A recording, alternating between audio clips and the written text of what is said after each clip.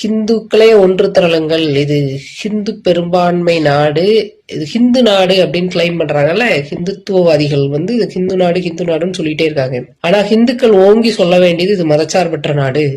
இது இந்திய நாடு இந்தியர்களுக்கு, இந்தியாவில் வாழக்கூடிய எல்லாருக்குமான நாடு. இது இந்திய நாடு இந்தியர்களுக்கு சொந்தம். இந்தியா வளரும் நாடு, வளரக்கூடிய ஒரு நாடு, பின்தங்கிய நாடு கிடையாது, மத அடிப்படைவாத நாடு கிடையாது. அப்போ இங்க இது இந்தியாங்கிறது ஒரு வளரக்கூடிய நாடு. இங்க மதச்சார்பின்மைங்கிறது இங்க அரசியலமைப்பினுடைய ஆன்மா. வேற்றுமையில் ஒற்றுமை அப்படிங்கிறது நம்முடைய அரசியலமைப்பின் ஆன்மா. நம்மளோட நாட்டோட இயல்பே அதுதான். வேற்றுமையில் ஒற்றுமைங்கிறது இந்த நாட்டோட இயல்பு.